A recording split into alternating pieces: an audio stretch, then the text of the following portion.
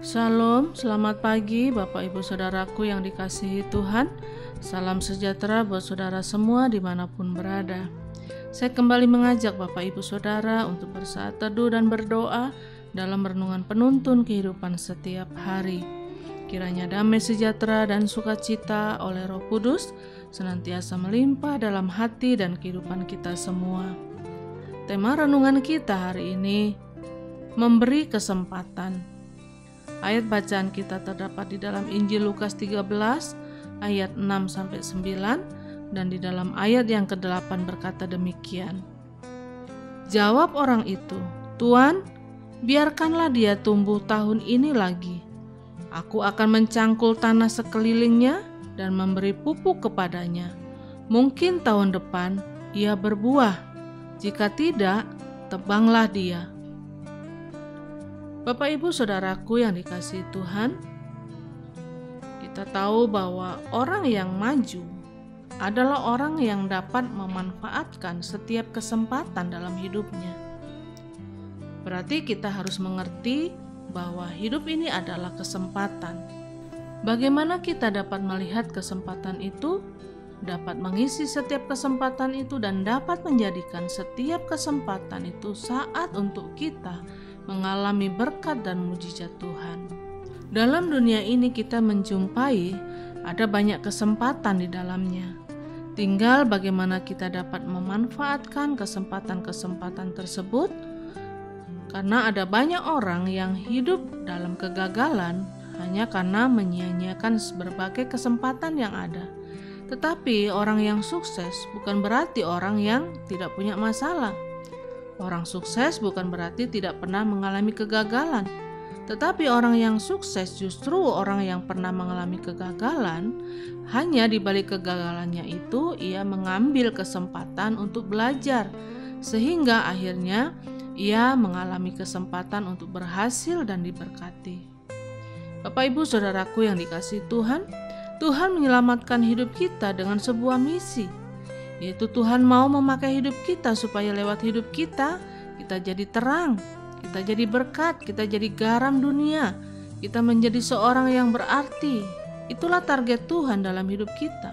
Roh Kudus sebenarnya adalah kesempatan buat kita untuk kita kembali kepada rencana Allah yang sempurna. Saudaraku yang dikasihi Tuhan, dari ayat-ayat bacaan ini kita dapat belajar beberapa hal penting mengenai kesempatan yang Tuhan berikan. Tuhan memberikan kesempatan kepada kita agar kita berbuah. Tuhan bahkan menyiapkan apa saja untuk kita. Tuhan memberikan pengampunan. Tuhan bahkan melupakan segala kesalahan kita. Tuhan memberi kuasa kepada kita. Tuhan memberikan Roh Kudus-Nya. Dari pihak Allah, Dia sudah berikan kepada kita dengan tujuan memberikan kesempatan kepada kita agar hidup Kristen kita berbuah. Itulah target Tuhan dalam kehidupan kita. Target Tuhan dalam hidup kita adalah agar kita mengeluarkan buah. Buah yang dimaksud pertama adalah buah roh. Dari dalam hidup kita terpancar kasih, damai sejahtera, kemurahan, kelemah lembutan, dan penguasaan diri. Kedua adalah buah pelayanan, artinya lewat hidup kita dapat membawa orang datang kepada Kristus. Jadi antara buah roh dan buah pelayanan, kedua-duanya harus berjalan dengan seimbang. Dengan demikian, hidup Kristen kita akan menjadi hidup yang berkualitas. Dan yang kedua, pelajaran yang penting melalui kesempatan yang Tuhan berikan, bahwa Tuhan memberi kesempatan karena Dia tidak ingin kita binasa. Dia beri kesempatan kepada kita karena Dia tidak ingin kita binasa. Alkitab berkata, bukan kematian orang fasik yang dikehendakinya, tetapi pertobatannya. Allah yang menghukum adalah Allah yang tidak ingin menjatuhkan hukuman. Tuhan menghukum karena keadilannya. Neraka diciptakan untuk iblis dan malaikat-malaikatnya, bukan untuk manusia. Tetapi manusia telah ditipu oleh setan sehingga manusia masuk dalam perangkapnya dan jatuh di dalam kebinasaan. Dan yang ketiga, Tuhan yang memberi kesempatan adalah Tuhan yang tidak ingin dipermainkan. Tuhan yang memberi kesempatan kepada kita adalah Tuhan yang menginginkan kita menghargai kesempatan itu, menyadari kesempatan itu dan meresponi setiap kesempatan itu dengan meninggalkan dosa, bertobat dan melakukan apa yang dapat menyenangkan hati Tuhan.